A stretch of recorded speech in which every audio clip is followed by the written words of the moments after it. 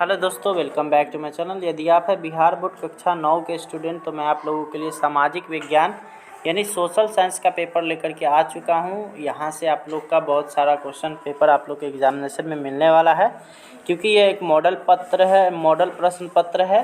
साथ ही आप लोग का जब एग्ज़ामिनेशन नज़दीक आ जाएगा, यानी कि 24 फरवरी से जब आपका एग्ज़ामिनेशन है, तो मैं आप लोगों के लिए 22 फरवरी से इसका ओरिजिनल पेपर अपलोड करना शुरू कर दूँगा। तब तक आप लोग हमारे चैनल के साथ जुड़े हुए रहें और हमारे चैनल को सब्सक्राइब कर लें, तभी आप लोग को पेपर का सबसे पहले नोटिफिकेशन मिलेगा। तो चलिए हम लोग स्टार्ट करेंगे वीडियो और देखना शुरू करेंगे। अगर आप लोगों ने पिछला वीडियो अगर देख रखा होगा तो मैं आप लोग को बता दूं कि उसमें मैंने 40 नंबर क्वेश्चन तक करा दिया था। इसमें मैं 41 नंबर क्वेश्चन से कराने वाला हूं। तो पहला क्वेश्चन यहाँ पे 41वां नंबर है, वो है रेल दुर्घटना की प्रमुख कारण क्या है। तो इसका सबसे महत्वपूर्ण कारण है मानवीय लापरवाही। ठीक है। नेक्स्ट अगला हम लोग देखेंगे तो पैदल चलते समय हमें सड़क के किस तरफ चलनी चाहिए, तो हमेशा बाईं तरफ से, यानी ऑप्शन नंबर सी हो जाएगा। ठीक है। अगला है प्रथम विश्व युद्ध में किसकी हार हुई थी, तो प्रथम विश्व युद्ध में जर्मनी की बहुत बुरी तरीके से हार हुई थी। अगला है द्वितीय विश्व युद्ध में पहला एटम बम कहाँ गिराया गया था, तो इसका आंसर हो जाएगा हिरोशिमा पर।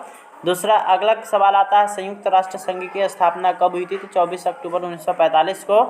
अगला आता है संयुक्त राष्ट्र संघ का मुख्यालय कहाँ है, तो न्यूयॉर्क में। अगला है निम्न में से कौन संयुक्त राष्ट्र संघ का अस्थायी सदस्य नहीं है, तो इसमें आपका कोई भी ऑप्शन सही नहीं है। अगला आता है यहाँ पर अंतर्राष्ट्रीय न्यायालय का मुख्यालय कहाँ है, तो हेग में है ये।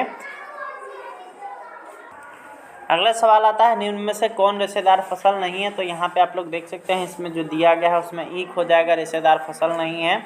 अगला है लक्ष्मी सागर झील कहाँ स्थित है, तो ये दरभंगा में स्थित है। ठीक है। नेक्स्ट अगला सवाल अगर हम लोग देखेंगे तो अगला आता है स्टाम्प एक्ट किस वर्ष पारित हुआ था, तो 1765 ईस्वी में। अगला है बिहार में कृषि मजदूरों की क्या समस्या थी, तो न्यून आय, निम्न जीवन स्तर और रोजगार का अभाव, इनमें से सभी, यानी ऑप्शन नंबर डी। अगला है भारत में सर्वाधिक साक्षरता दर वाला राज्य कौन सा है, तो केरल। ठीक है। नेक्स्ट अगला हम लोग देखेंगे तो ब्रह्मपुत्र नदी को बांग्लादेश में किस नाम से जाना जाता है, तो जमुना। ठीक है। नेक्स्ट अगला हम लोग देखेंगे तो दुनिया की सबसे अच्छी शासन व्यवस्था किसे माना जाती है, तो लोकतांत्रिक शासन व्यवस्था को।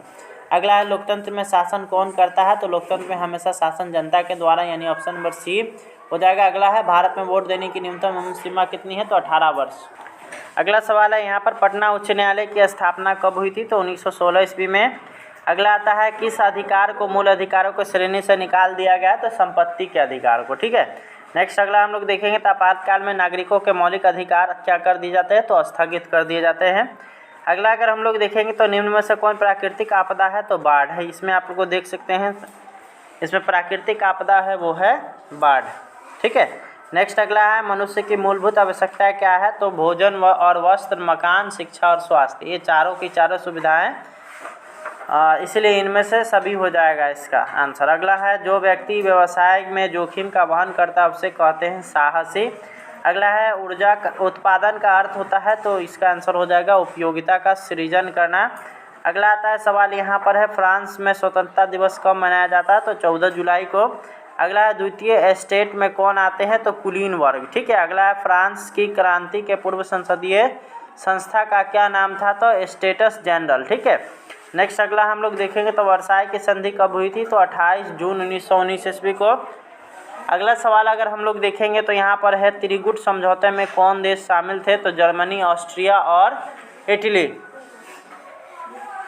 अगला सवाल अगर हम लोग देखेंगे तो अगला यहाँ पर आएगा भोपाल गैस दुर्घटना में कौन से गैस का रिसाव हुआ था, तो मिथाइल आइसोसाइनाइड। अगला आता है भारतीय अर्थव्यवस्था के रीढ़ किसे कहा जाता है, तो कृषि को। अगला आता है भारत द्वारा प्रथम परमाणु परीक्षण किया गया था, तो पोखरण में। अगला है निम्न में से गर्म जल प्राप्त होता है, निम्न में से गर्म जल प्रपात कौन है, तो ककोलत। अगला है नदी घाटी परियोजना को आधुनिक भारत का मंदिर किसने कहा था, तो पंडित जवाहरलाल नेहरू ने, यानी ऑप्शन नंबर सी हो जाएगा। नेक्स्ट अगला हम लोग देखेंगे तो अगला आता है यहाँ पर विश्व की सबसे बड़ी अपवाह बेसिन कौन सी है, तो अमेजन। अगला है भारत का सबसे प्राचीन भूखंड कौन सा है, तो प्रायद्वीपीय पठार। अगला अगर हम लोग सवाल देखेंगे तो यह है उत्पादन का सक्रिय साधन क्या है, तो श्रम। अगला है क्षेत्रफल की दृष्टि से भारत का विश्व में कौन सा स्थान आता है, तो 7वां। अगला सवाल अगर हम लोग देखेंगे तो भारत के अक्षांशीय और देशांतरीय विस्तार में लगभग कितने डिग्री का अंतर है, तो लगभग 30 डिग्री। अगला हम लोग सवाल देखेंगे तो अंत्योदय अन्न योजना किस वर्ष प्रारंभ हुआ था, तो 2000 ईस्वी में। इस तरह से आप लोग का ये यहाँ पे ऑब्जेक्टिव क्वेश्चन सारे ख़त्म होते हैं। आपको वीडियो पसंद आया तो इसको लाइक करें, शेयर करें और इसको अपने दोस्तों में फैला दें। Thanks for watching.